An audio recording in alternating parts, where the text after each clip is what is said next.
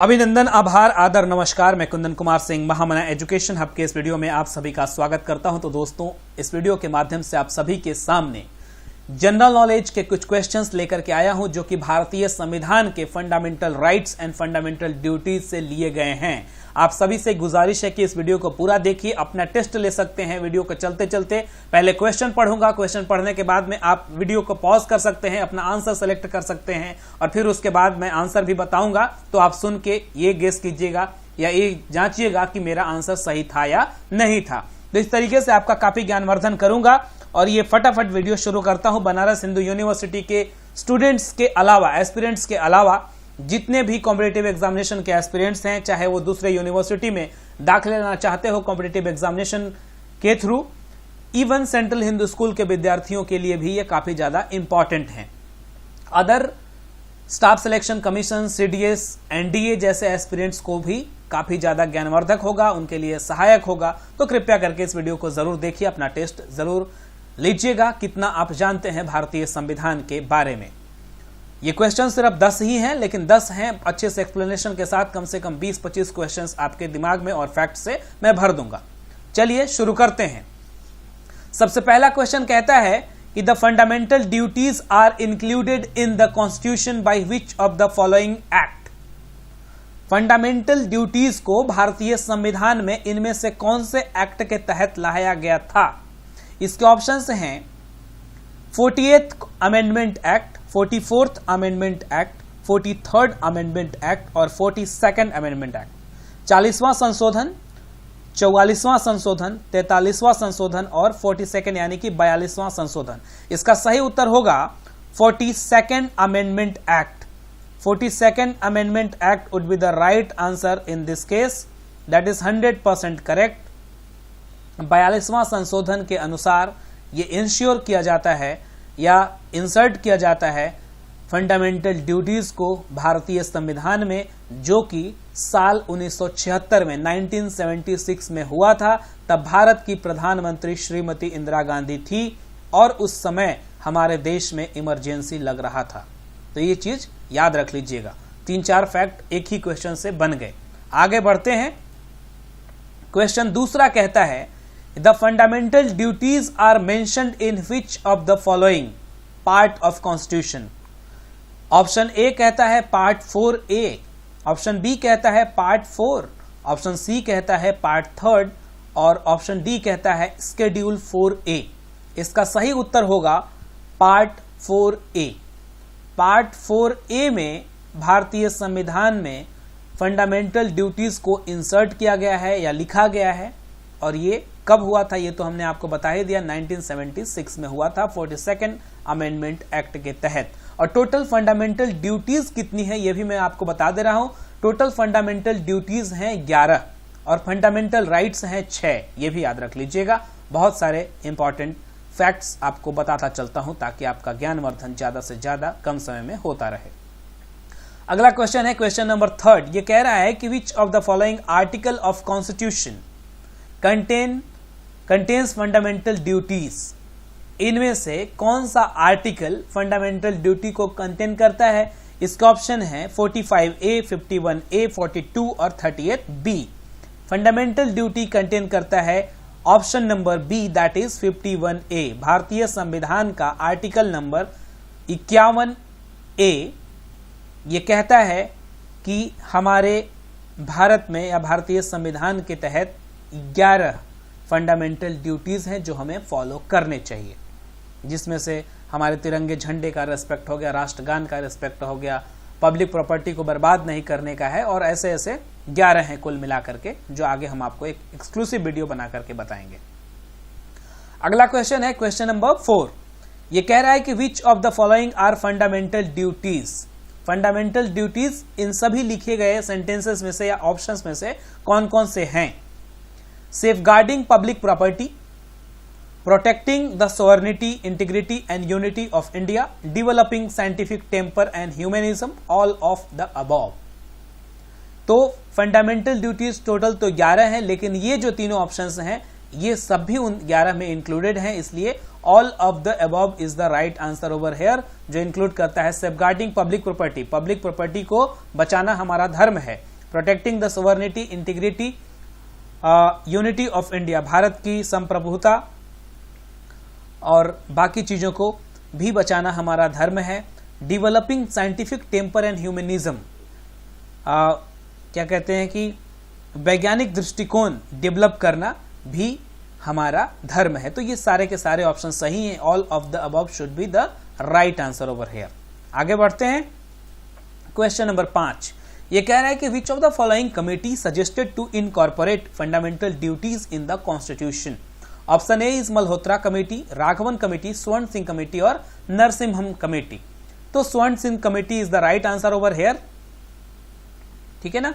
स्वर्ण सिंह कमेटी के तहत फंडामेंटल ड्यूटी को 1976 में आर्टिकल 51A में पार्ट 4A में इंसर्ट किया गया था भारतीय संविधान में, जब भारत की प्रधानमंत्री श्रीमती इंदिरा गांधी थी। ऑलराइट, आगे चलें।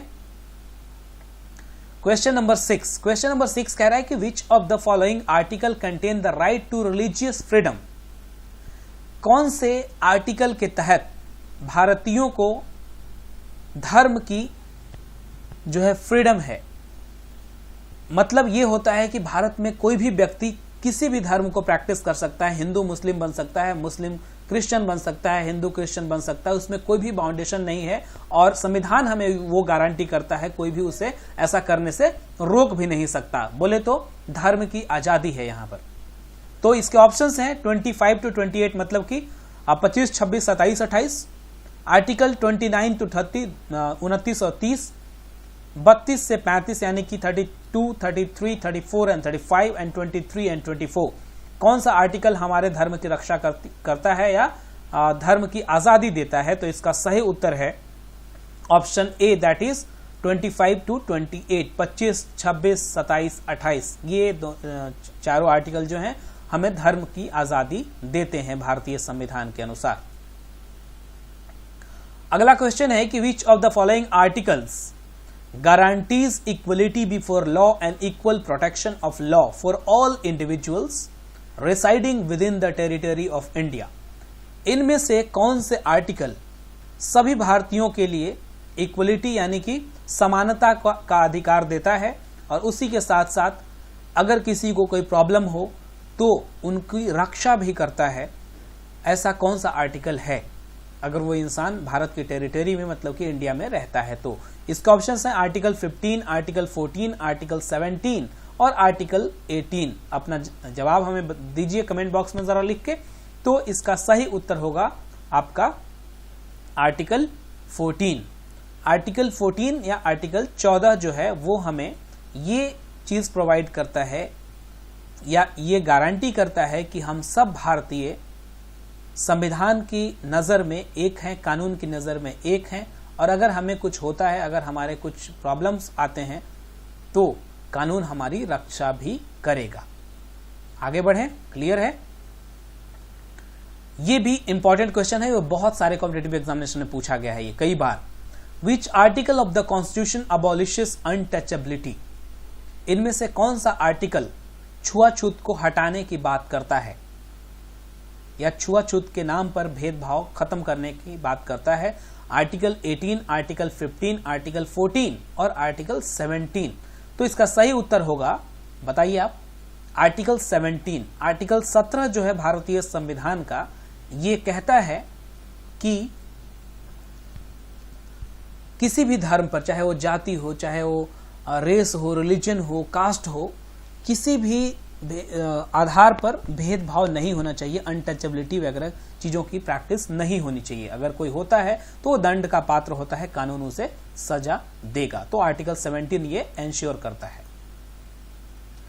आर्टिकल 9 क्वेश्चन नंबर 9 सेज कि which of the following is correct with respect to right against exploitation.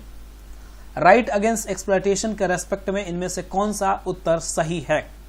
इसका पहला ऑप्शन है कि prohibition of traffic in human beings and forced labour, freedom as to payment of taxes for the promotion of any particular religion, protection of interest of minorities और equality before law. तो right against exploitation का मतलब होता है कि किसी भी इंसान का या छोटे बच्चों का एक्सप्लॉयटेशन नहीं हो, उनका दुरुपयोग नहीं हो। ये इसका सही उत्तर है option A, that is prohibition of traffic in human beings and forced labour. ठीक है ना, मानव तस्करी या किसी भी इंसान का मानव या जनमानस का दुरुपयोग किया जाना हमारे संविधान के खिलाफ है, जिसे कहते हैं राइट अगेंस्ट एक्सप्लॉयटेशन। और भारतीय संविधान का आर्टिकल 23 एंड 24 इसको एक्सप्लेन करता है या इसको एक्सप्लेन करता है या हमें बताता है। ठीक है ना, तो ये याद रख लीजिएगा। बच्चों के लिए एक्सप्लॉयटेशन अगर होता है, जो 14 साल की कम उम्र के बच्चे होते हैं, 24 article 24 is responsible for them, और 23 जो है कंप्लीट मानव जनमानस के लिए है। मानव की तस्करी या मानव का एक्सप्लॉयटेशन नहीं होना चाहिए, ये बात है। आगे चलते हैं। Question number last 10, in which part of Indian constitution the fundamental rights are provided. Fundamental rights Bharat के संविधान के कौन से पार्ट में हैं? ठीक है ना, तो इसके ऑप्शंस हैं पार्ट 2, पार्ट 3, पार्ट 4 और पार्ट 5। बताइए जरा लिख के हमें फंडामेंटल राइट कौन से पार्ट में है। तो इसका सही उत्तर होगा पार्ट 3। भारतीय संविधान हमें 6 तरह के अधिकार देता है जिसको कि फंडामेंटल राइट्स कहते हैं, और वो पार्ट 3 में मेंशन्ड है। ठीक है ना, right to equality, right to freedom, right against exploitation, right to freedom of religion, cultural and educational right and right to constitutional remedies. ये 6 फंडामेंटल राइट्स हैं। और राइट टू कॉन्स्टिट्यूशनल रेमेडीज को doctor Bhimrao Ambedkar ने heart and soul of Indian constitution कहा था, क्योंकि हमारे जो अधिकार है उसकी रक्षा वही करता है, राइट टू कॉन्स्टिट्यूशनल रेमेडीज। तो सबसे इंपॉर्टेंट है, ये सारी चीजें बहुत इंपॉर्टेंट हैं, आपको पसंद आई होगी, ज्ञानवर्धन भी की होगी। अगर अच्छा लगा, इन्फॉर्मेटिव लगा तो जरूर इसे लाइक कीजिए, मैक्सिमम लोगों तक शेयर भी कर दीजिएगा। और अगर जो भी चीजें अगर चाहिए तो हमें कमेंट बॉक्स में लिख करके बताइए, उस पर हम MCQs बनाएंगे रिसर्च करके अच्छे एक्सप्लेनेशन के साथ, ताकि आपका ज्ञानवर्धन हो, आपकी तैयारी बहुत अच्छे तरीके से हो। Thank you for watching and all the best for your bright future. एक चीज, अगर इस चैनल को अभी तक आपने सब्सक्राइब नहीं किया है तो do subscribe and don't forget to press the bell icon so that you couldn't miss any video in future. Thank you for watching and all the best for your bright future. God bless you all. Young ladies and gentlemen, good luck as always.